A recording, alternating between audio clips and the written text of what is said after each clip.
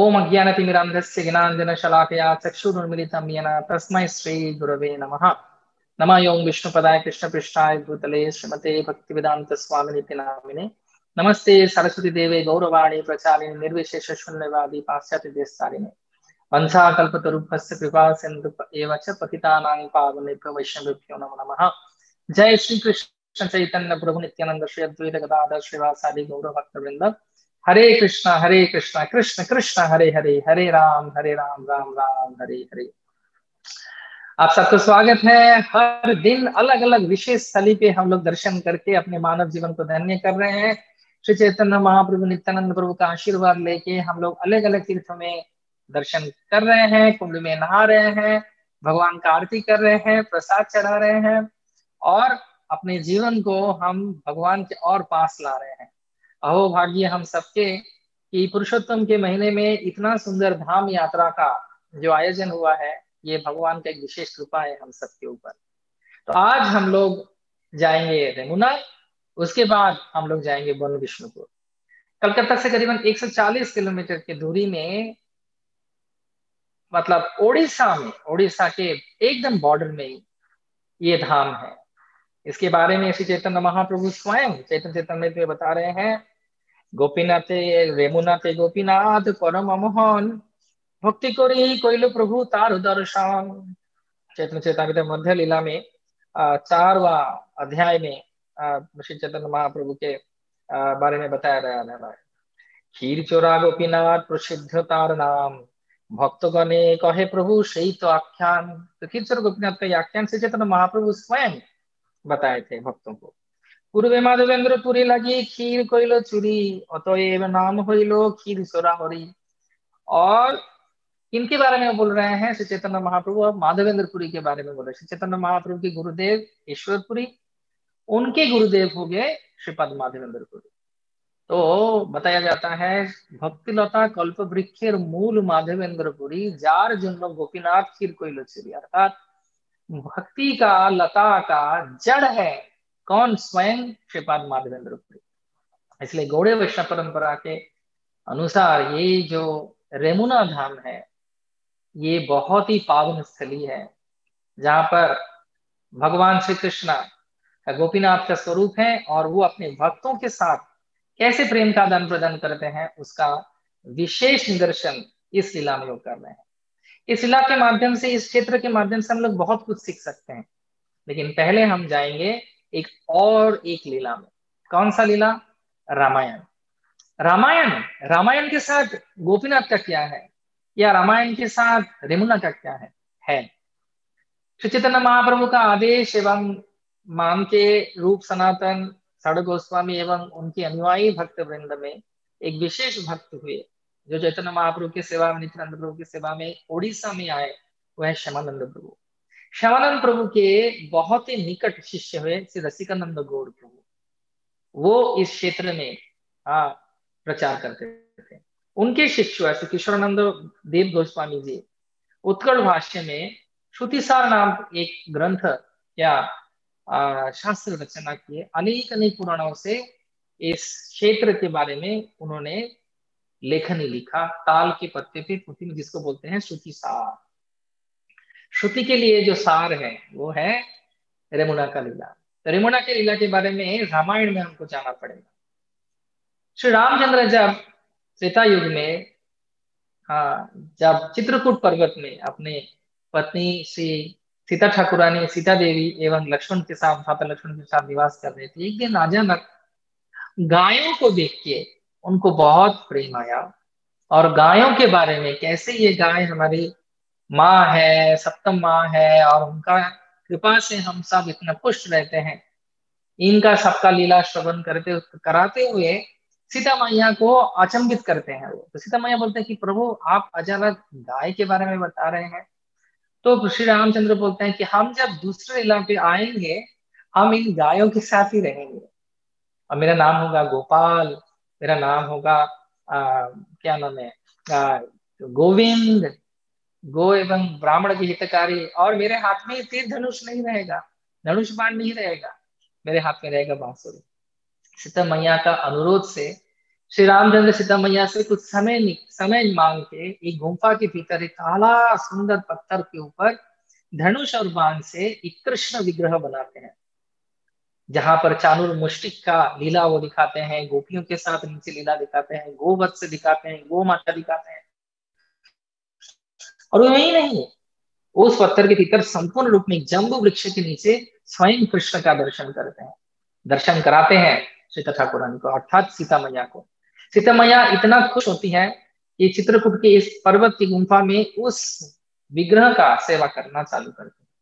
उसके बाद मुनियों के अनुरोध से श्री रामचंद्र असुर को दमन करने के लिए निकल पड़ते हैं चित्रकूट से, और तब स्वयं ब्रह्मा आके इस क्षेत्र में इस विग्रह का, श्री कृष्ण विग्रह का सेवा करना चालू करते हैं। ऐसे ही चलते चलते चलते चलते त्रेता युग के बाद द्वापर युग के बाद कलयुग आया, और कलयुग में आज से करीबन 700 से 750 साल पहले जब श्रीपाद माधवेंद्रपुरी का लीला हुआ, गिरिराज गोवर्धन में गोपाल विग्रह का प्रतिष्ठा हुआ, उस समय की बात है।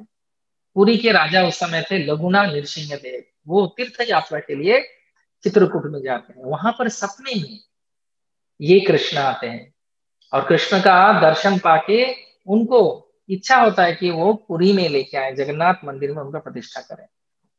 और तब रानी का बहुत इच्छा हुआ कि बहुत सुंदर से उनका सेवा हो, और चित्रकूट से हाथी के ऊपर कीर्तन भजन के साथ जब इस कृष्ण विग्रह को जो रामचंद्र ने बनाया, इनको लेके वो जब चल रहे थे, तो बीच में आया रेमुना।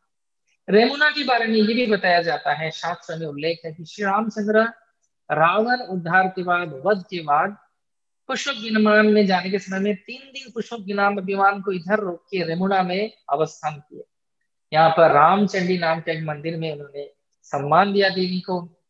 वही नहीं, रामचंद्र जी के स्त्री सीता देवी को इच्छा हुआ कि गंगा स्नान करेंगी, तो पाताल से 7 तीरों से उन्होंने सप्तसरा गंगा को आह्वान किया। वो गंगा भी इधर है, और रामचंद्र जी 3 दिन बहुत प्रेम से इस जगह पे रुके, इसलिए इस जगह का नाम हुआ राम का रमणीय स्थान, अर्थात रेमुना।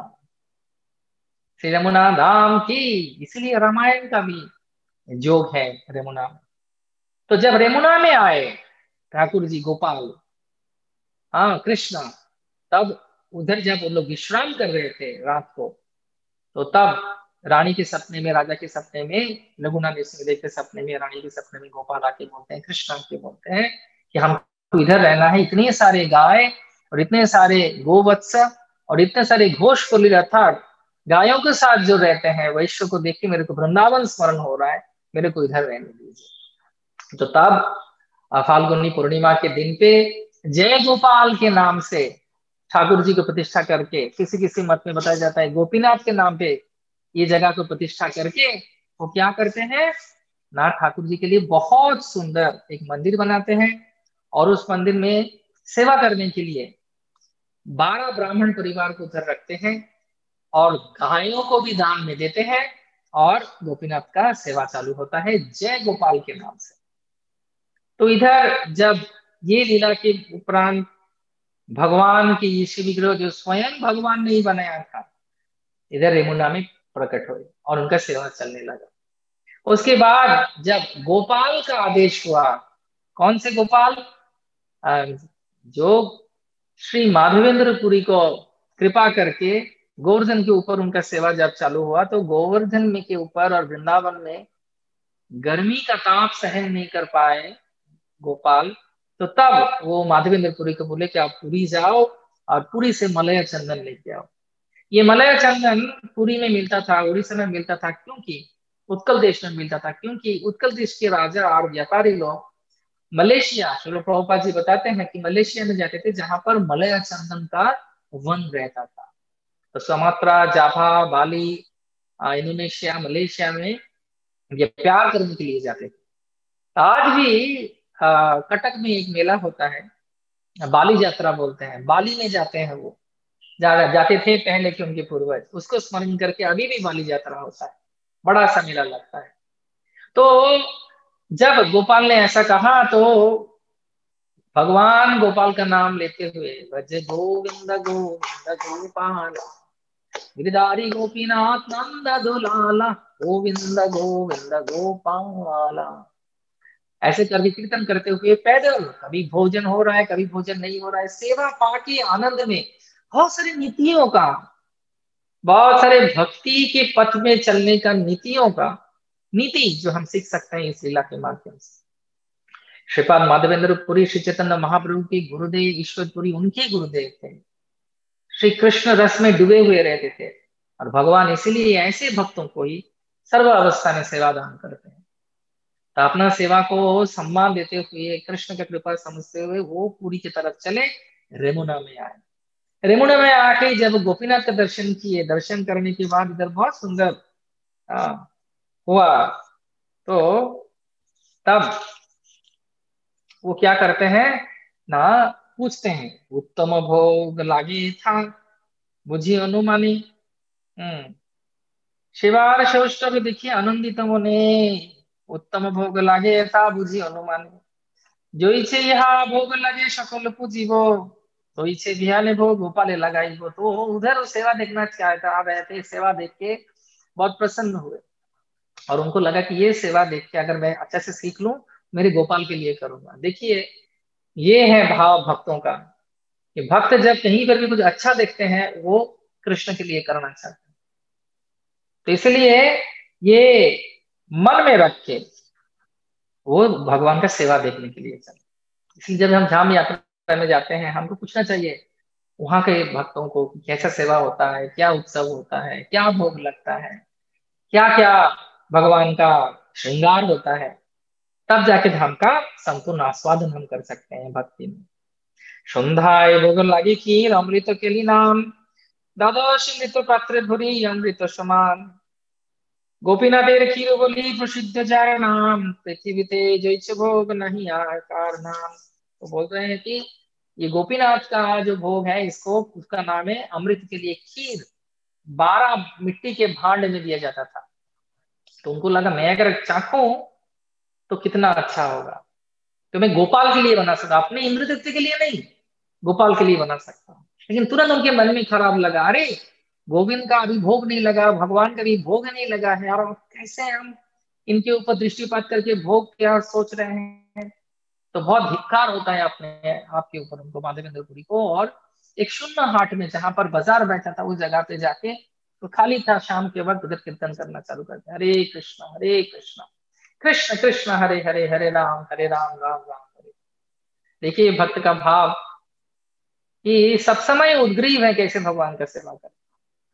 और उस समय क्या होता है ना, भगवान का भोग लगाने के बाद भोग को उठा के भगवान को शयन करा के ब्राह्मण सो जाते हैं। तो ब्राह्मण सो जाते हैं। उस बार क्या हुआ, तो ब्राह्मण के जब सोने लगे, ये श्री चैतन्य महाप्रभु कहानी सुना रहे हैं जिनको, ये कहानी श्री चैतन्य महाप्रभु को उनके गुरु महाराज ने सुनाया था। तब जब श्री चैतन्य महाप्रभु गोपीनाथ का दर्शन किए, तब ये लीला बोल रहे हैं। यथा पुजारी करिला शयन, निज कृत्य करी पुजारी करिल शयन, স্বপনে ঠাকুর আসি বলিলা বচন, উঠো পূজারি করো দ্বার বিমোচন, ক্ষীর এক রাখিয়াছি সন্ন্যাসী কারণ, ধরার অঞ্চলে ঢাকা ক্ষীর এক হয়, তোমরা না জানিলেও তাহা আমার মায়ায়। तो भगवान बोल रहे हैं ब्राह्मण को, तुम जागो, मेरे एक भक्त के लिए मैंने खीर लेके अपने धोती के नीचे इसको छुपा के रखा हूं, तुम जाके उस व्यक्ति को दो। देखिए, तुम्हारे हृदय सदा गोविंद विश्राम, गोविंद कहे न मम वैष्णव पराम। भगवान अपने भक्तों को सब समय हृदय में रखते हैं, और भक्त अपने भगवान को सब समय हृदय में रखते हैं। भगवान सब कुछ करते हैं अपने भक्तों के लिए। इसीलिए भगवान कृष्ण अर्जुन को बता रहे हैं, कौनती आप अति जान नहीं नामे भक्ता प्रणश्यति। और तब जब जाग जाते हैं, जाके देखते हैं सचमुच ऐसा ही है। वो जब स्नान करते हैं, विग्रह के पास जाते हैं, देखते हैं सचमुच धोती की जो ऊंची है, उसके नीचे देखते हैं कि सचमुच खीर है। तो खीर लेते हैं, उस जगह को फिर से साफ करते हैं, ऐसा नहीं जल्दबाजी में साफ नहीं किया। इसमें दिखाते चेतन चेतावनी में बताया जाता है कि कैसा हमारा नीति और साफ सफाई भक्ति में भक्त करते हैं जब विग्रह सेवा में जरूरत होता है तो। और वो खीर लेके कहाँ चले, धार दिया ग्रामे गेला সেই ক্ষীর লইয়া, হাটে হাটে বুলে মাধবপুর বিকে চাইয়া, ক্ষীর লই যার নাম माधवपुरी, তোমার লাগি गोपीनाथ खीर कोइलो चुरी। तो बोलते हैं, अरे कौन नाम, किसका नाम है श्रीपद माधवेंद्रपुरी, कृपा करके दर्शन दीजिए, आपके लिए गोपीनाथ ने खीर चोरी किया है। खीर लइया सुखे তুমি করো বঙ্কনে, তোমার সমভাগ্যবান নাহি ত্রিভুবনে। এত শুনি পুরী গোসাई परिचय दिलो, खीर दिया पुजारी तारे दंडवत कोइलो। तो खीर देने के माधवेंद्रपुरी जैसे उनका नाम सुना, बोले कि मैं हूँ, तुरंत पुजारी उनको प्रणाम करते हैं। क्यों क्यों प्रणाम किए? এত বলি নমস্কারী করিল গমন, অবশেষে করিল পুরী সেই ক্ষীর ভক্ষণ। तो पुजारी তখন তিনি क्या बोल रहे हैं, पुजारी पुजारी बोल रहे हैं कि प्रेम देखी सेवक कहे यही হইয়া विस्मय, कृष्ण जे इहार बस হয় যথাचित। तो बोल रहे हैं कि कृष्ण को उन्होंने वश में कर लिया है अपने प्रेम के माध्यम से, कृष्ण को अपने वश में कर लिया है। तो उनका नाम माधवेंद्रपुरी है, जिनके लिए कृष्ण चोरी कर रहे हैं, जो सबका हृदय को चोरी करते हैं। चौराग्य गन्नम पुरुषम नमामि, वो अपने भक्त को लिए भी चोरी करते हैं। क्यों? भक्त को इच्छा हुआ है खीर खाने का, अपने गोपाल के लिए बनाएंगे इससे। माधवेंद्रपुरी क्या करते हैं, उस खीर को ग्रहण करते हैं सम्मान के सहित, उस पात्र को भी तोड़ के अपने लिए धोती के पास बांध के रखते हैं, हर दिन थोड़ा सा करके लेते हैं, क्योंकि भगवान ने पक नमस्ते सुदाम्ने सुरदित्ति दाम्ने तदी उदराय विश्वस्त धाम्ने, नमो राधिका वै तदीय प्रिया वै नमंत लीलाय देवाय तुभ्यं। अर्थात भगवान के साथ जुड़ा हुआ कोई भी चीज भगवान को जो स्मरण कराता है, वो भी भगवान के जैसे ही पूजनीय है। इसलिए मैं उस रस्सी को भी प्रणाम करता हूँ जो आपके उदर पे है। वैसे उन्होंने वो पात्र को धर्म संस्थापन लगी साधुर व्यवहार, धर्म को प्रतिष्ठा करने के लिए साधु व्यवहार करते हैं। माधवेंद्रपुरी अपने आचरण के माध्यम से दिखाए कि भगवान के साथ जुड़ा हुआ कोई वस्तु है, वो अचिंत्य है, उसको सम्मान करना चाहिए। तो तब तुरंत उस जगह को त्याग कर देते हैं। क्यों त्याग कर देते हैं? क्योंकि लोगों को पता चल जाएगा और प्रतिष्ठा हो जाएगा। प्रतिष्ठा मतलब नाम यश नदनं न जनं न सुंदरीं कवितां जगदीश कामाय, मम जन्मनि जन्मनि सूर्य भवतार भक्ति यह हेतु। ये जो कथा है, ये इतना विस्तारित कथा है जो हम सब रेमुना में बैठ के अभी श्रवण कर रहे हैं। तब वो क्या करते हैं, तुरंत निकल जाते हैं, जगन्नाथपुरी में जाते हैं। जगन्नाथ उधर राजा को बता के कि मेरा भक्त आ रहा है, उनके लिए चंदन, उनको दर्शन कराते हैं, प्रसाद खिलाते हैं, एक सेवक देते हैं चंदन ले जाने के लिए। और वही नहीं, वो उनके साथ कपूर भी देते हैं, अलग अलग सुगंधित चीज देते हैं गोपाल का सेवा के लिए, और एक पत्र भी लिखते हैं ताकि कोई उनको तकलीफ नहीं दे, टैक्स डिडक्शन ताकि कर नहीं देना पड़े। तो सेवक बोलता है कि प्रभु मेरे को दीजिए, तो बोले तुम थोड़ा सा लो, मेरे को भी दो। और वो जब फिर से चलना क्या चालू करते हैं, अपने गोपाल को स्मरण करके पूरी से चंदन लेके, कि उनके ऊपर सेवा था, वो सेवा किसी को दिया नहीं उन्होंने। कभी कभी हम क्या करते हैं, अपना सेवा आया तो और किसी को दे दो, वो और किसी को दे दिया, हरे कृष्ण। तो ऐसा नहीं, वो अपना सेवा वृद्धावस्था में भी अपना सेवा उन्होंने खुद किया। तब वो फिर से रेमुना आते हैं। रेमुना आने के बाद गोपीनाथ का फिर से दर्शन करते हैं, नृत्य करते हैं, कीर्तन करते हैं। उसी रात को उनका गोपाल दर्शन देते हैं और बोलते हैं कि माधवेंद्रपुरी आप वृद्धावस्था प्राप्त हुए हो, आपको रेमुना बहुत पसंद आया है, ये गोपीनाथ ही मैं हूँ। उनका नाम आज हुआ आपके लिए खीर चोरा है, इसलिए गोपीनाथ का नाम हुआ खीर चोरा गोपीनाथ। चोरी किए आपके लिए, मैंने चोरी किया, इसलिए मेरा नाम हुआ खीर चोरा गोपीनाथ, आप इधर मेरे साथ रह जाओ। और वही नहीं, उन्होंने कहा कि इधर ही ये चंदन को और कपूर को घिस के आप मेरे अंग में लगाओ, गोपीनाथ के अंग में लगाओ, तो मेरा भी अंग, गोपाल का भी अंग शांत हो जाएगा, क्योंकि गोपीनाथ और मैं एक ही हूँ। तो जैसे ही सबको पता चला, माधवेंद्रपुरी सबको पता है कि गोपीनाथ का ऐसा इच्छा है, तो अक्षय तृतीया के दिन पे ये चंदन लेपन चालू होता है, जो आज 7 दिन तक आज भी बड़ा सा उत्सव होता है खीर चोरा गोपीनाथ में। उस दिन भगवान को अभिषेक किया जाता है, उस दिन भगवान को चंदन लेपन किया जाता है, और बहुत सुंदर से उत्सव होता है, मेला लगता है। आस पास के गांव से, कभी कभी कलकत्ता से भी, कभी कभी पुरी से भी लोग आते हैं अक्षय तृतीया के दिन पे गोपीनाथ का इस चंदन का श्रृंगार दर्शन करने के लिए, जो करीबन 21 दिन तक चलता है। और उसके बाद क्या हुआ, श्रीपाद माधवेंद्र पुरी उधर ही अपना समाधि लिए, शरीर उधर ही उनका शांत हुआ, समाधि लिए। आज भी उनका समाधि उधर है। और हर दिन मंदिर से एक एक खुरी मतलब एक पात्र खीर का, अमृत के लिए खीर है जिसका नाम, वो माधवेंद्र पुरी की समाधि में जाते हैं। उनका बहुत सुंदर विशेष विग्रह है। हाँ, माधवेंद्र पुरी का बपू समाधि है श्री यमुना में। सोचिए कितना पवित्र स्थली है ये, कितना पवित्र धाम है ये। श्री चैतन्य महाप्रभु इधर रुके रात को, अपने गुरु महाराज का ये वर्णना जो उन्होंने किया, अपने गुरु महाराज का माधवेंद्र पुरी का वर्णना किए। कृष्ण अपने मुंह से, क्योंकि वही तो जगन्नाथ है, वही तो कृष्ण है, वही तो गोपीनाथ है, और वही तो गौर सुंदर है। जय गौर श्री कृष्ण श्री जगन्नाथ। इसलिए रेमुना में ये विशेष विशेष तीर्थ है। रेमुना में श्री रामचंद्र जी का बाण से तैयार किया सप्तसभा गंगा है। बाणासुर ने इधर शिव जी का पूजा किया, और गर्गेश्वर महादेव, गर्ग मुनि आए थे उनका प्रतिष्ठा करने के लिए, वो भी आपको दर्शन करने के लिए इधर मिलेगा। इधर रामचंडी मंदिर है, जहां पर श्री रामचंद्र जी ने अवस्थान किए थे, माता चंडी का सम्मान किए थे। और इधर और एक सुंदर जगह है, वो है श्रीपाद माधवेंद्र पुरी का समाधि स्थल, इसका भी दर्शन करेंगे। और मंदिर के भीतर भगवान का दर्शन होगा। भगवान बीच में है, सवेरे 5:30 बजे अगर आप जाते हैं तो वो कपड़ा, वस्त्र को उन्मोचन करके, खोल के तेल से उनका अभिषेक होता है, मर्दन होता है। और उस समय सुंदर श्री रामचंद्र जी का जो कार्य काम है, नक्काशी है, वो सब आप दर्शन कर सकते हैं। दोनों तरफ चांदुल अनुष्ठित के साथ कृष्ण और बलराम युद्ध कर रहे हैं, मल्ल मल्ल युद्ध कर रहे हैं। जम्बू वृक्ष के नीचे गोपीनाथ खड़े हैं, उनके चारों ओर नीचे गोपियां और बाल सखा और गोवत्स एवं गो है, गो माता। गोपीनाथ के बाएं तरफ गोविंद है, जो श्यामानंद प्रभु के सेवित विग्रह है। और बाएं तरफ मदन मोहन है, जो रसिकानंद गौर के स्वामी, रसिकानंद गौर प्रभु के सेवित विग्रह है, यानी इन आचार्यों का। रसिकानंद गौर प्रभु इधर ही उनका समाधि लिए, उनके और भी कुछ पार्षदों के साथ, उनका भी आपका दर्शन होगा।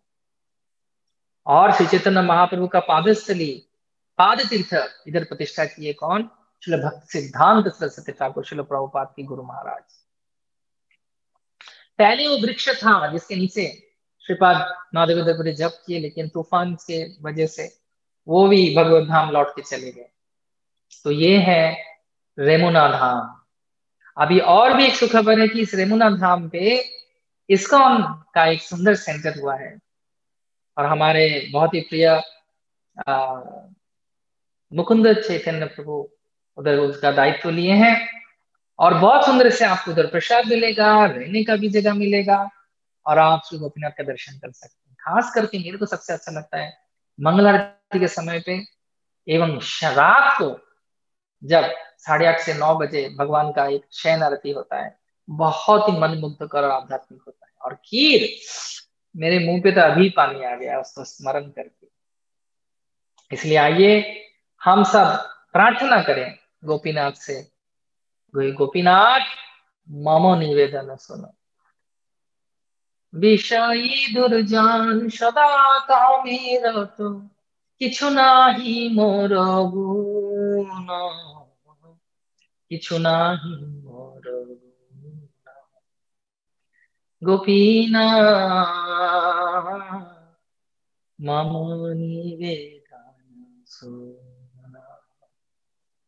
आप सबके लिए रहा बहुत बहुत धन्यवाद। और हाँ, इस जगह से सिर्फ 2-3 किलोमीटर के भीतर, एवं इस जगह पे ही हमारे दो आचार्य विश्वनाथ चक्रवर्ती ठाकुर एवं श्रीधर स्वामी का भी जन्मस्थली है, जो रेमुना में उपस्थित है। इसलिए आइए हम सब प्रार्थना करें गोपीनाथ से कि हमको आश्रय दें। सर्वदा श्रीपाद माधवेंद्र पुरी, ईश्वर पुरी, श्री चैतन्य महाप्रभु नित्यानंद प्रभु को स्मरण करते हुए शिल प्रभुपाद भक्तिवेदांत सरस्वती ठाकुर का आशीर्वाद लेते हुए हम भी उनके सेवा में सर्व अवस्था में अपने आप को समर्पित करें। मनसा वाचा गिरा, मन के माध्यम से, वचन के माध्यम से, शरीर के माध्यम से। आप सबको बहुत बहुत धन्यवाद। श्री श्री यमुना धाम की जय। और भी आगे चलेंगे, हम लोग श्रवण करेंगे और भी सुंदर धामों की बात। आज हम लोग और एक विशेष तीर्थ में जाएंगे। सब लोग तैयार हैं? कलकत्ता से 140 किलोमीटर की दूरी में ये अद्भुत वैष्णव तीर्थ आज भी अपने गरिमा के साथ, हाँ, सबको कृपा दे रहे हैं। इसके बारे में बोलने से पहले अभी हमको श्री चैतन्य महाप्रभु के बारे में भी थोड़ा सा सुनना पड़ेगा। श्री चैतन्य महाप्रभु कौन है? श्री चैतन्य महाप्रभु स्वयं कृष्ण है। ब्रजेंद्र नंदन जय शचिच्युत होलो সেই बलराम होइलो निताय। ब्रजेंद्र नंदन कृष्ण ही श्री चैतन्य महाप्रभु के स्वरूप में प्रकट हुए, और वही नहीं, उनके साथ श्री बलराम जी आए नित्यानंद प्रभु के स्वरूप में। श्री चैतन्य महाप्रभु प्रचार के कारण नाम का प्रवर्तन किया, और उसके साथ साथ श्री चैतन्य महाप्रभु ने हमको शास्त्र का अध्ययन के लिए उत्साहित किया। इसलिए श्री चैतन्य महाप्रभु बोलते हैं भागवत श्रवण।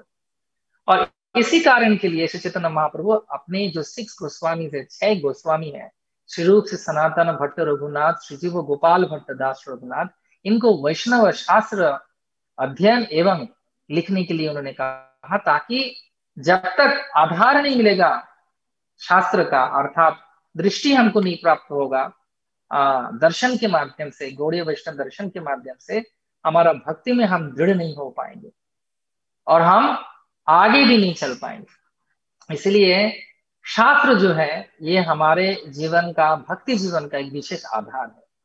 शास्त्र हमको भक्ति को आगे बढ़ाने के लिए, उनको रक्षा करने के लिए, उत्साह में रखने के लिए बहुत जरूरी है। इसलिए 6 जो गोस्वामी है, ये 6 गोस्वामी श्री रूप से सनातन भट्ट रघुनाथ, श्रीजीव गोपाल भट्ट दास रघुनाथ, श्री चैतन्य महाप्रभु का मन का इच्छा जान के, और इनमें से विशेष 2 जो विशेष व्यक्तित्व है, स्वरूप एवं सनातन, वो महाप्रभु का इच्छा को जान के, और उनको श्री चैतन्य महाप्रभु ने इलाहाबाद में, प्रयाग में एवं वाराणसी और काशी में अपना समय बहुत उनको दे के, उनको आशीर्वाद के स्वरूप उनका मन का संपूर्ण इच्छा गौड़ीय वैष्णव परंपरा के अनुसार जो दृष्टिकोण है, जो शास्त्र है, जो दर्शन है, इसको अंग्रेजी में बोलते हैं फिलोसफी, उसको लिखने के लिए उन्हें आदेश देते हैं। श्री चैतन्य मनोभीष्टम स्थापितम येन भूतले स्वयं रूप कदा मायम ददाति स्वपदार्थिकम्। अर्थात श्री चैतन्य महाप्रभु का मन का इच्छा को जान के रूप एवं सनातन ने एवं सड़ गोस्वामी ने वैष्णव शास्त्र लिखे। तो शास्त्र लिखना जब हो गया था, उस समय बंगाल में लाने के लिए उन्होंने 3 विशेष वैष्णवों को सम्मानित किया। ये बहुत ही छोटे छोटे थे, 16-17 साल के थे। एक थे नरोत्तम दास ठाकुर, श्रीनिवास आचार्य एवं श्यामानंद प्रभु। इनको आदेश भी दिया गया, नरोत्तम दास ठाकुर, ये सारे जितने भी शास्त्र हैं इन सबको ले, ये तीनों ठाकुर जी को लेके बंगाल में जाना। बंगाल में जाने के बाद श्यामानंद प्रभु ओडिशा में प्रचार करेंगे, नरोत्तम दास ठाकुर पूर्व बंगाल था बांग्लादेश में प्रचार करेंगे, एवं श्रीनिवास आचार्य के ऊपर आदेश था वो बंगाल एवं तथा सारे जितना भी जगह है आसपास के, उधर श्री चैतन्य महाप्रभु नित्यानंद प्रभु का नाम वो प्रचार करें। इस आदेश को सर पे रख के बैलगाड़ी के ऊपर सारे भी जितने वैष्णव शास्त्र और पुथी और लेखनी है, किताबें हैं, वो सबको लेके वो चलना चाहिए। ये जो लेखनी था, ये ताल पत्ते पे एवं मोम के कागज में, जो अकबर के समय पे उन्होंने और उनके जितने भी अनुयायी है, उन्होंने ये गोस्वामियों को दान पे दिया था, जिसके ऊपर मोम का लेपन था, जो पानी या कीड़े मकोड़े उनको नहीं खा सकते। और इसलिए ये जो है ये रत्न भंडार के जैसा है, और जिनके ऊपर निर्भर करके हमारा गौड़ीय वैष्णव परंपरा आगे चल रहा है। ये सारे रत्नों को, अर्थात लेखनियों को, चैतन्य चरितमृत, भक्ति रसामृत सिंधु, विदग्ध माधव, ललित भाग माधव, हरिभक्ति विलास, सत्संग दीपिका, ये जितने भी थे सब, ये सबको लेके ये तीनों के ऊपर आदेश दिया गया, और वृंदावन में उत्सव हुआ, और बैलगाड़ी में इन सबको लेके घोड़ों के साथ कुछ वैष्णव भी आए इनके साथ साथ, और वृंदावन से ये चलना चालू किया। और वृंदावन से चलते चलते इनको ये सावधानी भी बरतना पड़ता था कि जाग के रहना पड़ेगा, क्योंकि उस समय दस्युए भी बहुत से, डकैत लोग भी थे। तो इधर जब ये तीन ठाकुर जी, श्रीनिवास आचार्य, नरोत्तम दास ठाकुर, श्यामानंद प्रभु लेके आ रहे हैं, युवा अवस्था में थे, एकदम बच्चे थे, लेकिन श्री चैतन्य महाप्रभु नित्यानंद प्रभु पंचतत्व का आशीर्वाद लेके, वैष्णवों का आशीर्वाद लेके, और खास करके जीव गोस्वामी के तत्वाधीन में, अधीन में इन्होंने शिक्षा किया। ये तीनों जो महापुरुष थे, महान भक्त थे श्री चैतन्य महाप्रभु, ये तीनों अलग अलग गुरुओं के शिष्यों के होने के उपरांत भी एक साथ भाइयों के जैसा रहते थे, जिससे भी हम शिक्षा ले सकते हैं। कैसे? हम, हो सकता है अनेकों वैष्णवों के द्वारा दीक्षित हैं, लेकिन इस काम में खास करके, लेकिन हम सब गुरु भ्राता व गुरु बहन हैं, इनसे सीख सकते हैं हम।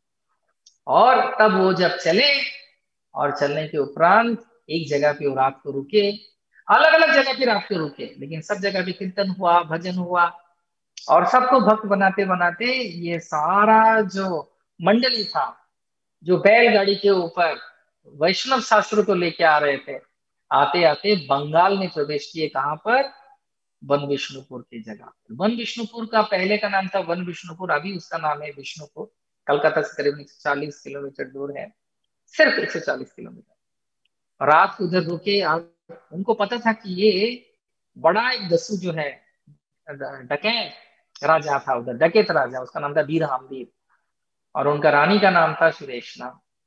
तो राजा जो था, उन्होंने भी अपने गणतकार अर्थात भविष्य प्रवक्ता को देके एक गणना किए थे। उन लोगों ने एक चीज पता किए थे कि बहुत संपत्ति लेके और बहुत भंडार लेके, दिल्ली की ओर से एक झुंड आ रहा है, जिसके क्या बोलते हैं, आ, जो जो जो बक्से हैं, जो क्या बोलते हैं, भंडार है, उसमें बहुत सारा संपद है, लेकिन उनको ये पता नहीं था उनके भीतर है क्या।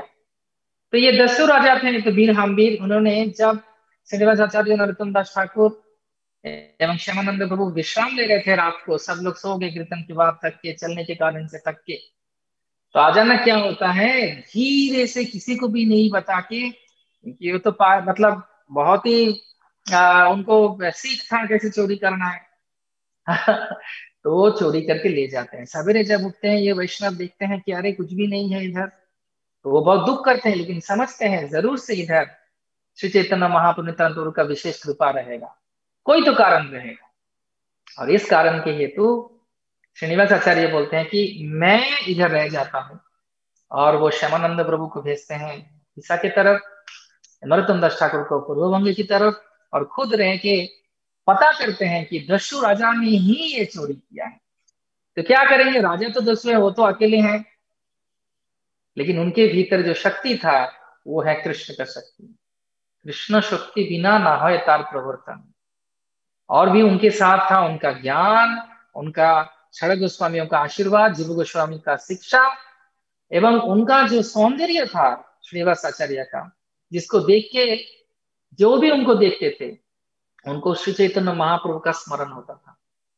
तो इसलिए जब वो एक दिन राज्यसभा में वीर हामवीर, और वीर हामवीर भी एक अद्भुत राजा थे, डकैत राजा थे, परंतु कृष्ण को मानते थे, और अपने राज्यसभा में भागवत का आलोचना कर रहे थे। तो करते थे भागवत का चर्चा। तो एक दिन जब वो भागवत की चर्चा करते हैं, ये महापुरुष प्रकट होते हैं वहां पर, कौन? श्रीनिवास आचार्य। तब उनको खुद वो इतने खुश हो जाते हैं, और उनका वैभव देख के, उनका आध्यात्मिक शक्ति देख के खुद खड़े हो जाते हैं। खड़े हो जाने के बाद उनको पूछते हैं कि आप फिर कहाँ से आए हैं? तो हम इधर से आए हैं, इधर ही रहते हैं, आपसे मिलने के लिए आए। तो तब एक ब्राह्मण भागवत का श्लोक का वर्णन कर रहा था, उसका टीका टिप्पणी दे रहे थे। तब वीर हामिद ने कहा कि आप अगर इनके बारे में कुछ सुनाएंगे तो। और उन्होंने इतना सुंदर कथा किया, इतना सुंदर कथा किया कि राजा और रानी और पार्षद सब बोलते हैं कि आप कृपा करके इधर रह के हमको भागवत सुनाइए। पूरा भागवत श्रवण करने के बाद वो दीक्षा लेने के लिए प्रस्तुत हो गया, दीक्षा भी ले लिए। श्रीनिवासाचार्य अभी तक अपेक्षा कर रहे हैं। क्यों? व्यवसाय आत्मिक बुद्धि एक ही कुरुनंदना, उनको वो वैष्णव शास्त्र उद्धार करना है इनसे, बिना लड़ाई किए, बिना रक्तपात किए, और बिना किसी को तंग किए। ये है वैष्णव सदाचार। ब्रह्मांड तारिते धरे जने जने शक्ति। एक एक वैष्णव एक जगत को उद्धार कर सकते हैं, जैसे श्रील प्रभुपाद ने भी किया। तो तब क्यों? कि प्रभुपाद ने इनके ही अनुयायी हैं, इसलिए प्रभुपाद को वो शक्ति मिला। प्रभुपाद भी अकेले थे। और तब श्रीनिवास आचार्य जब उनको दीक्षा देते हैं, बोलते कि मेरे को गुरु दक्षिणा दो। तो बोलते कि आपको जो भी चाहिए हमको, आपको बोलिए। तो बोलते हैं कि हमको वो वैष्णव शास्त्र दे दो। जब वैष्णव होते हैं वो सर्वदा कृष्ण को अपने हृदय में रखते हैं और कृष्ण को पूजा करते हैं, इसलिए कृष्ण भी उनको बुद्धि दान करते हैं। तेषाम सतत युक्तानां भजतं प्रीति पूर्वकम ददामि बुद्धि योगं तं येन मामु प्रजन्ति ते। इसलिए उनको ये बुद्धि आता है, उनको ये समझ में आता है कि क्या करना चाहिए, तो वो बोलते हैं कि हमको वो दे दो। ये राजा भी साधु संघ के प्रभाव से, श्रीनिवास आचार्य के प्रभाव से पूरा वन विष्णुपुर वैष्णव बन गया था। सब लोग सवेरे और शाम को और दोपहर को कृष्ण कथा सुनते थे, हरि नाम करते थे, हरे कृष्ण कृष्ण कृष्ण हरे हरे, हरे राम राम हरे हरे, और कीर्तन करते थे, नाच गान करते थे। और तब श्रीनिवास आचार्य बोलते हैं कि हमको दे दो। बोलते हम देने के लिए तैयार हैं आपको सब शास्त्र। हाँ, हम नहीं छोड़े कि हमको सोचा कि ये रत्न भंडार है। बोलते हाँ, भंडार तो है रत्न का, लेकिन आध्यात्मिक शक्ति है उसमें।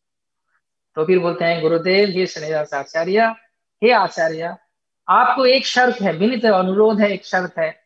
आप जो भी शास्त्र लेके जा रहे हैं, पहले आपको हमको पढ़ाना पड़ेगा, हमको समझाना पड़ेगा, हमको व्याख्या करना पड़ेगा।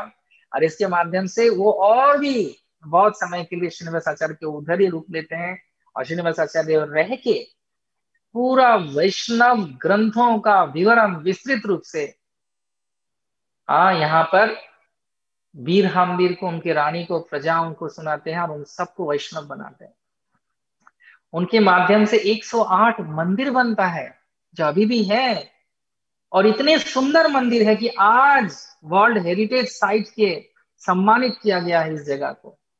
और वही नहीं, बहुत ही विशेष एवं जिसको अंग्रेजी में बोलते हैं कि यूनिक। यूनिक मतलब कोई भी कहीं पर भी ऐसा मंदिर नहीं है जो सिर्फ मिट्टी के को जला के उसका पत्थर बना के उसमें कारीगरी किया गया है। टेराकोटा मंदिर और विष्णुपुर अगर आप सोचेंगे या आप अगर ढूंढेंगे, आपको ये सुंदर सुंदर मंदिर दिखेगा। इनमें से सबसे श्रेष्ठ मंदिर है मदन मोहन जी का। वीरहाम्बी राधा कुंड प्रतिष्ठा करते हैं, श्याम कुंड प्रतिष्ठा करते हैं, गिरी गोवर्धन को प्रतिष्ठा करते हैं, और वृंदावन को वन विष्णुपुर में लाते हैं। और विष्णुपुर सचमुच विष्णुपुर बनता है जो आज भी हम दर्शन करने जा सकते हैं। और इसलिए श्रीनिवास आचार्य उधर रुकते हैं, वो उधर से बहुत सुंदर प्रचार करते हैं। आज हम श्रीनिवास आचार्य का धाम का आश्रय ग्रहण कर रहे हैं, विष्णुपुर आए हैं आज हम सब उनका आशीर्वाद लेने के लिए। तो श्रीनिवास आचार्य का पुष्प समाधि भी इधर है। गुरु का आदेश मान के अपने परिवार में भी ये कृष्ण भक्ति का प्रचार करते हैं, और उनके धरोहर उनके बच्चे भी वैष्णव बनते हैं। वीरहाम्बीर के जो पौत्र हैं, उनके जो पोता थे, उनका नाम था आज से करीबन 300-350 साल पहले का कथा है। तो उनका नाम था गोपाल राज। वो तो इतने ही बड़े भक्त थे, उनके जो दादाजी को मान के वो अपने राज्य में वन विष्णुपुर में ही ऐलान किया, जो भी अगर हरे कृष्ण महामंत्र जप करेगा, हरे कृष्ण कृष्ण कृष्ण हरे हरे, हरे राम राम राम हरे हरे, तो उनको कर दान या टैक्स पेमेंट करने की जरूरत नहीं होगी। और हर अवस्था में सब लोग उधर कीर्तन करते थे। इसलिए बंगाली में एक शब्द निकला गोपाल राज का स्मरण करके, गोपाल राजेर बॉर्गा। गोपाल राज का कर या टैक्स वो क्या है? हरे कृष्ण कृष्ण कृष्ण हरे हरे, हरे राम राम राम हरे। और ऐसे ही कीर्तन जब करते हुए वो सब लोग रहते थे, युद्ध नहीं करते थे। क्यों युद्ध करके जरूरत नहीं है, सब लोग संतुष्ट हैं। संतुष्टम सततम योगी। लेकिन एक बार गुरुजी बोल के कुछ डकैत लोग आक्रमण करते हैं, और तब किसी के पास उपाय नहीं रहता है, क्या करेंगे। तो तब क्या होता है, गोपाल राज जाके प्रार्थना करते हैं अपने ठाकुर जी के पास, मदन मोहन, और उनके चरण में ही वो समर्पित हो जाते हैं। बोले कि आपके बिना कौन है, अवश्य रखिए कृष्ण विश्वास पर, विश्वास के साथ वो जाते हैं। और ये जो दस्यु लोग होते हैं, डकैत लोग होते हैं, ये देखते हैं, डाकू लोग होते हैं, वो देखते हैं कि 7 साल का एक बच्चा बड़ा सा एक कमान ले, कितना बड़ा कमान इन्होंने देखा ही नहीं, अपने हाथ में लेके बगल में दबा के उसको दाग रहे हैं गड़म करके। और इतना भयंकर आवाज होता है कि सब भाग डर के भाग जाते हैं, और विष्णुपुर बच जाता है। और सब लोग इस आवाज को सुन के दौड़ के आते हैं, राजा भी जाग जाते हैं कि कौन ऐसा किया। और सबको दिखता भी है बड़ा सा जो कमान है, जिसको अंग्रेजी में बोलते हैं कैनन। इतना बड़ा कमान किसी ने कोई देखा ही नहीं है।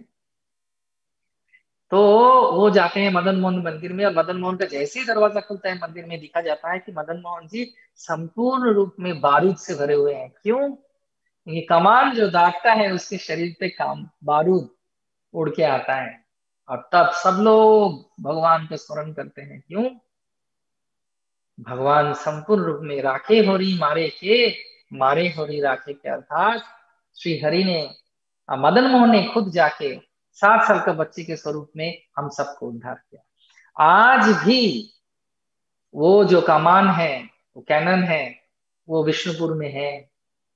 वो विष्णुपुर का एक विशेष जगह है, और ये Guinness book of world record में सारे विश्व के सबसे बड़े कमान का सम्मानित किया गया है इसको, जो कृष्ण ने चलाया था। इसको आप स्पर्श कर सकते हैं, इसको आप छू सकते हैं, इसको आप सर पे लगा सकते हैं, इसका परिक्रमा भी आप कर सकते हैं, क्योंकि कृष्ण ने इसको चलाया था मदन मोहन के स्वरूप। तो इसलिए ये जगह बहुत ही पुण्य जगह है। गोपाल राज ऐसे ही और एक सुंदर लीला है मदन मोहन का, कि उनका सब संपत्ति वो दान में दे देते हैं, कुछ भी नहीं रहता है। तो तब वो अपने दोस्त कलकत्ता में जो जमींदार थे गोकुल चंद्र दे को बोलता है कि हमको थोड़ा सा कुछ उधार दे दो। तो बोलते उधार तो दे सकते हैं, तो उसमें बंधक क्या रखोगे, बंधक मतलब मॉर्गेज क्या रखोगे। तो बोलते हैं ठीक है। गोपाल राज की जो दोस्त थे वो भी भक्त थे, गोकुल चंद्र दे कलकत्ता के जमींदार थे उस समय, आज से करीबन 300 350 साल पहले का कथा कर रहा हूँ। तो फिर वो बोलता है कि ठीक है, आपके मदन मोहन को दे दो।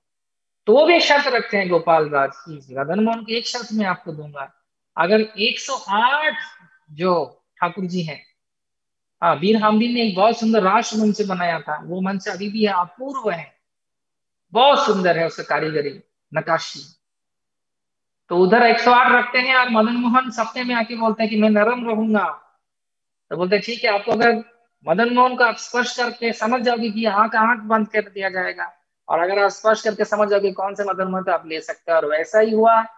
मदन मोहन का इच्छा था कलकत्ता आने का, और कुछ ही दिन के भीतर, क्योंकि मदन मोहन को बहुत प्यार करते हैं, गोपाल राज पैसा जुगाड़ करते हैं, लक्ष्मी जुगाड़ करते हैं, और पैसा भेजते हैं और बोलते मदन मोहन को लौटाओ। लेकिन मदन मोहन को जाने का इच्छा नहीं होता है, क्योंकि शोभा बाजार में इतना बड़ा सा महल उन्होंने बनाया, ये देखने लायक महल है। कलकत्ता में भी जब आएंगे आपको जाना चाहिए, हम सबको दर्शन के लिए। जहां पर मदन मोहन जी बोलते हैं कि मेरा एक नकल राधा मदन मोहन और ललिता विशाखा भेज दो, मैं इधर रहूं। और मदन मोहन का वो नकली जो विग्रह था वो पाके गोपाल राज समझ जाते हैं। लेकिन गोपाल राज को भी मदन मोहन बोलते हैं कि इसी में ही मैं समाया हुआ हूँ, क्योंकि तुम्हारे दोस्त ने भी बहुत अच्छा सेवा किया मेरा, उन्होंने मेरे को बहुत प्यार दिया, तो मैं उसके प्रेम प्रेम में बंध गया, मैं उधर ही रहूंगा। और ये मैं ही हूँ तुम्हारा मदन मोहन। और उस मदन मोहन के स्वरूप में आज भी वन विष्णुपुर में हम अगर जब जा रहे हैं, इनका भी दर्शन हो। राधा मदन मोहन, गोपीनाथ जी, राधा गोपीनाथ जी, राधा गोकुल चंद्र, राधा नील माधव, कितने सारे ठाकुर जी का आपका दर्शन होगा। यहाँ पर कई जो विशेष मंदिर हैं सारे विश्व में प्रसिद्ध हैं। टेराकोटा अर्थात जलाया हुआ मिट्टी का ईंटा से इसका नकाशी है। इसलिए श्रीनिवास आचार्य का चरण रज, नरोत्तम दास ठाकुर का चरण रज, श्यामानंद प्रभु का चरण रज इधर गिरा है। राजा बीर वैष्णव हुए, रानी सुदेशना जी वैष्णव हुई। एवं वही नहीं, गोपाल राज की जैसे महान महान राजा जो वैष्णव राजा थे, इस जगह को पवित्र किए अपने प्रेम के माध्यम से, कृष्ण को प्रेम निछावर करने के माध्यम से। इसलिए आज हमारा बहुत सौभाग्य है कि हम विष्णुपुर आए और विष्णुपुर का इस सुंदर सुंदर शिव विग्रहों का दर्शन करते हुए श्रीनिवास आचार्य से प्रार्थना करते हुए कि गौर निताई का प्रेम हमको मिले, शास्त्रों का हम सम्मान कर पाए और उसके माध्यम से अपना मानव जीवन धन्य करें। इसलिए हम लोग सब एक बार बोलेंगे, श्री विष्णुपुर वन विष्णुपुर धाम की जय, श्री श्रीनिवास आचार्य की जय, गौर प्रेमानंदे, हरि हरि बोल, हरे कृष्णा।